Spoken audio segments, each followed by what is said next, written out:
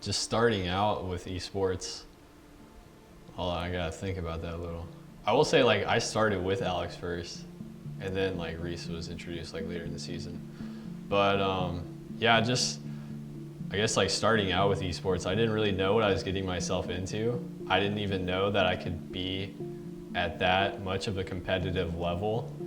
I was just kind of seeing what it was about, just kind of like testing the waters. Well, the true story to that is that was not the original duo. When we first launched the program the first semester, we didn't really know what we were going to have. I knew we had a Smash player that was going to be very talented, and he ended up dominating the entire league. But on Gunfight, in terms of what Ethan and Alex and that first core group of Gunfight players did, we didn't know what we were going to have. They met in January, and at that time, Alex was going to be playing with another player, and Ethan was going to be playing with Damien. That was the original, like, just penciled in ideas, but then we realized how good Ethan and Alex played together with their different play styles. Alex more of a passive angle player, and Ethan being a little bit more of an aggressor and trying to make people move. I felt that we weren't going to be a great compatible team just because of how his play style and my play style was. But then it changed after our first game. We preseason game against Dawson, we lost. We lost a tough 3-2, but that's when we learned that we're actually a really great teammate, like team together. Once Alex and I started playing together, and we did a preseason match against Dawson Community College, and we went like pretty head-to-head with them. Like, we barely lost that game, and they were quarterfinalists from the last season. So just like knowing that from the get-go, we were like, okay, this could be something. It's kind of crazy to think about it, because it's like, I don't think of myself as like some grand champion. Like, I feel like I'm just better, like just slightly better than average, if anything. So, I mean, it's kind of like crazy to think about it. Like, when I saw the tweet of how I was like 26-1, I'm like, man, like when you put it like that, I'm like, okay, yeah, I did that.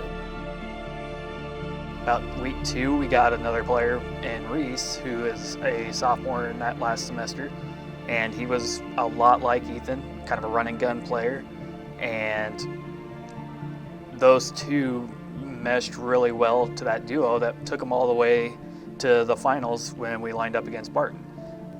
It went on from there, playing, adding multiple games into the season, playing them, and even eventually adding another teammate that he worked really well with Ethan and I. So it really opened up and expanded everything, and to go undefeated the first season was a big shocker. Yeah, I mean, I guess with the first season, like, I think we got too ahead of ourselves, and that's why we ended up losing that national championship. And that, like, it was like right before the championship that we were gonna play. Like, I just didn't really put the grind in, like I had been all season, and so that's kind of where I fell short, which kind of sucks. And I was like moving that weekend too. Literally just bought a house, so I mean, that loss, it stung, because like, especially like I really felt like I was like really good at something for once. So to like go through like all that, be undefeated, just to like get 0-4, like I was like, it hurt actually. Yeah, I mean, it was an experience with him losing.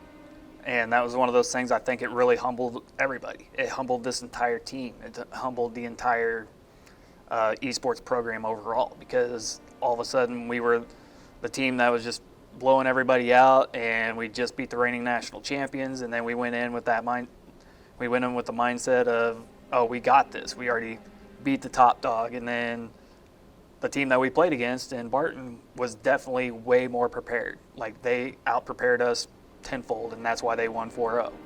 So it was kind of one of those things that it just ate at us more and more. I think that loss ate at them more than losing in a close 3-2 matchup or something.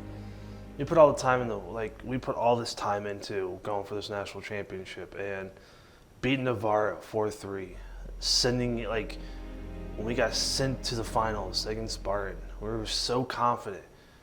But that's when it came down to that we all started dealing with a lot of things. We could not prepare.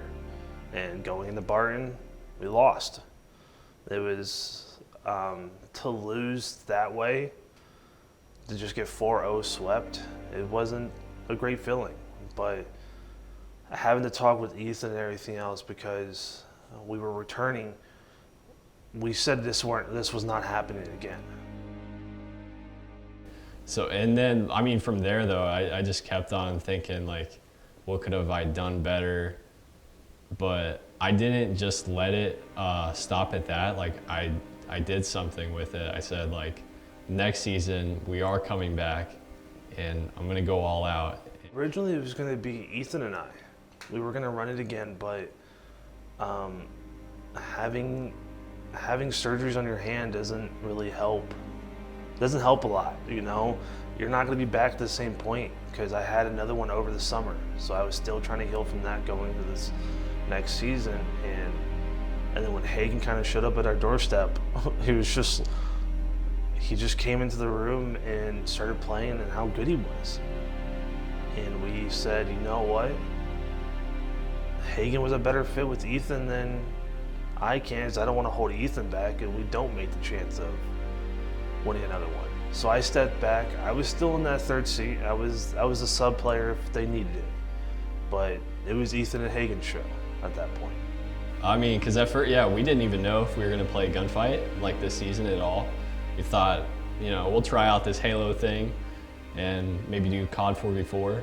But then I met Hagen, and he's a beast.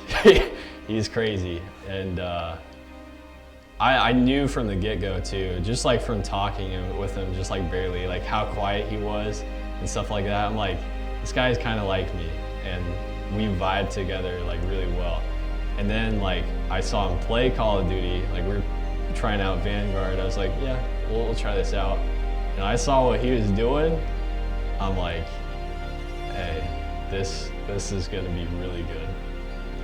And then that's when we brought it up to the coaches and we're like, hey, let's play Gunfight. And that's what we did.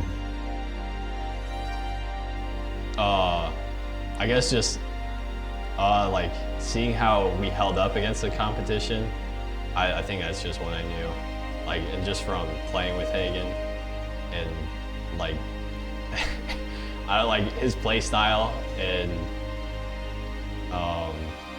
I guess I just got like really confident just with him, because I knew like wherever I was falling short, he would pick me up there, and you know, if he would fall short, then I would pick him up.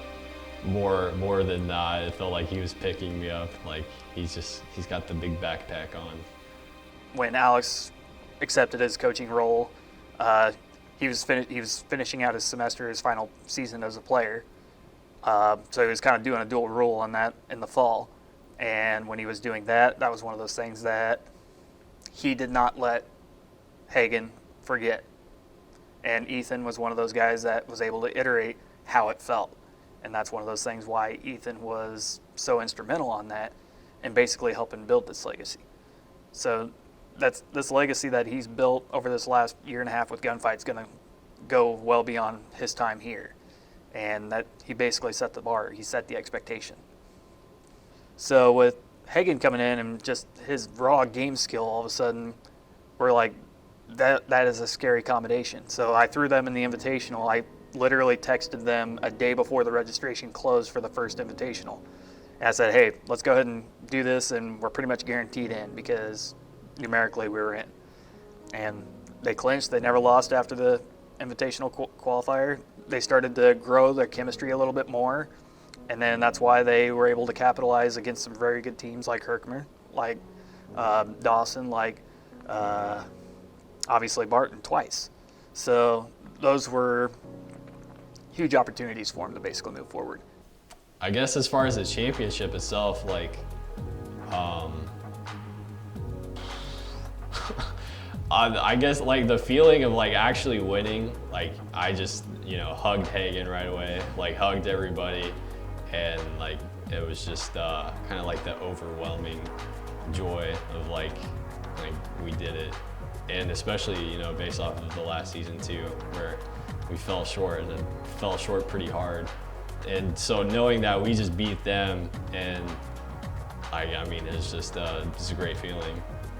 I didn't feel redemption because I didn't play, but I feel from a coaching aspect that, you know, I helped coach up literally the best 2 players in the nation for Gunfight to make them to where they are now and help them get there. And that's kind of my redemption, you know? It shows a lot of people that, hey, I can coach and win as well, you know? I think like the biggest thing, especially with esports, is like the mentality more than anything. So just having that, I guess, champion mentality, that's the way, like if you know what it takes to win and you start working on those things to get there, then like you will win. Like if you look at what people are already doing, seeing how they're winning, seeing what they're doing good, and you take that and you like improve on it, and you know, you add your own style to it, like you're gonna be a pretty serious competitor for esports. Just don't be afraid to chase after it and go win.